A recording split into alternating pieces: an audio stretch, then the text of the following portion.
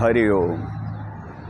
भीतिर्नास्ति भुजङ्गपुङ्गविषयात् प्रीतिर्न चन्द्रामृतात् न शौचं हि कपालदामलुलनात् शौचं न गङ्गाजलात् नोद्वेगश्चितिभस्मना न च सुखं गौरीस्तनालिङ्गनात् आत्मा रामतया हिताहितपरः श्री शंकर पातु मां। कवि कालिदास लिखते हैं, जिस भगवान शिव इसके पर भयंकर जहरीले सांप है, फिर भी उसका उनको भय नहीं है। भीतिर्नास्ति भुजंग पुंग विषयात्। और उसके माथे पर से चंद्र अमृत की वर्षा कर रहे हैं, लेकिन वो चंद्र का अमृत उसका उनको लोभ नहीं है। प्रीतिर्न चंद्रामृतात् ना शौचम।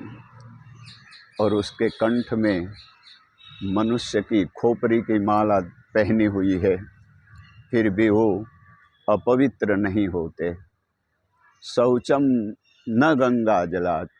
और गंगा मैया उस पर सदा सर्वदा अभिषेक कर रही है, फिर भी गंगा उनको पवित्र नहीं करती। अगर गंगा की धारा से शिव पवित्र हो रहे हैं, ऐसा माने तो वो उसका अर्थ ये हुआ कि पहले वो अपवित्र था, तो न तो शिव अपवित्र था, इसलिए उनको पवित्र होने की जरूरत नहीं। तो शौचम न गंगा जलात् नोद्वेगश्चिति भस्मना।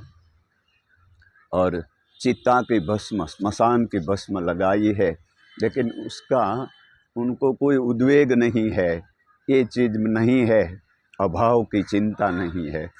नोद्वेगश्चिति भस्मना न च सुखम गौरीस्तनालिंगनात्। और महागौरी जिसके करीब है, यश्यांके च विभाति भूधर सुधा, तुलसीदास लगते हैं, जिनके अंक में माँ भवानी पार्वती है, लेकिन इसका शिव को मोह नहीं है। गौरीस्तनालिंगनात् आत्मा राम तया हिता हित परः। तो हित और अहित से पर ऐसे शिव हमको पावन करे। कई का उपदेश प्रवचन इससे हमको मिलता है, लेकिन शिव का दर्शन करने से ही सब मिलता है।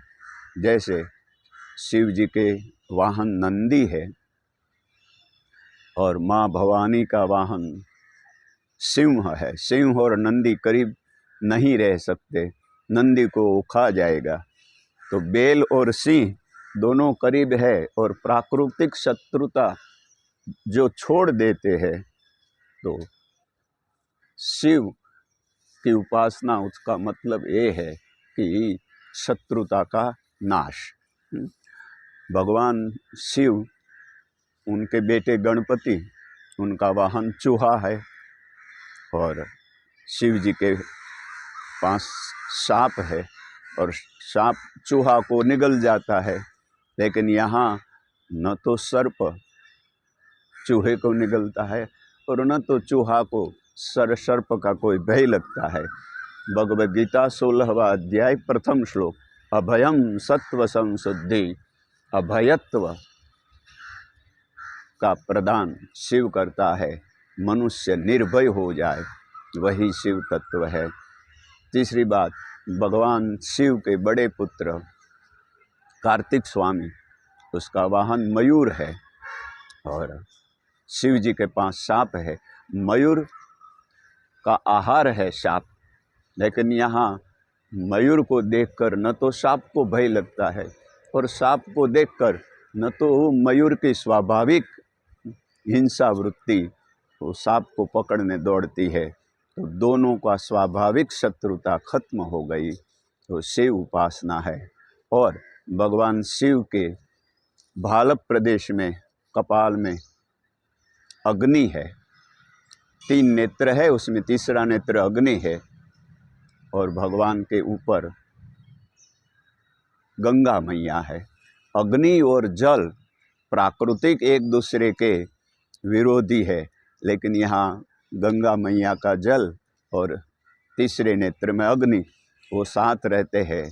दोनों की शत्रुता खत्म हो गई। तो जहाँ स्वाभाविक शत्रुता खत्म हो जाए उसका नाम शिव तत्व है। और एक बात, उनके 3 नेत्र है।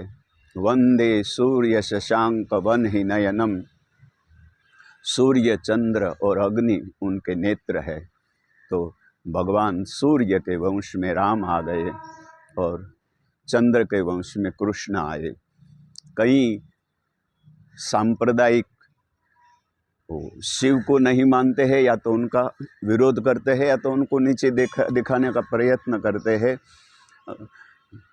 तो भैया, जिस वंश में कृष्ण का आगमन हुआ वही चंद्र शिव जी के भालप प्रदेश में है, और जिस सूर्य वंश में भगवान राम का आगमन हुआ वही सूर्य शिव का नेत्र है। तो ये शिव का विरोध, उसका नाम धर्म नहीं है। हमारा इष्ट देव जो भी हो, कृष्ण हो, राम हो, जो भी हो, लेकिन हम एक दूसरे को नीचा दिखाने की कोशिश करते हैं। उसमें हिंदू धर्म को, सनातन धर्म की एकता को बहुत बड़ा भय होता है। इसलिए सब मिलजुल कर रहे, संगच्छध्वम, सब साथ में रहे, और एकता ही विकास की निशानी है। ओम सहना भवतु। हम साथ में एक दूसरे को संभाले, सहनो भुनक्तु। हम एक दूसरे के साथ मिलकर सुख का उपभोग करें। सहवीर्यम करवावहे, हम संगठित होकर पराक्रम करें। तेजस्विनावधीतमस्तु, एक दूसरे का तेज बढ़े, प्रकाश बढ़े, एक दूसरे का सुख बढ़े, ऐसा प्रयत्न करें। माँ विद्विषावहे, हम किसी का द्वेष न करें। अगर इतना हो गया तो शास्त्र कहते हैं ओम शांति शांति शांति ही।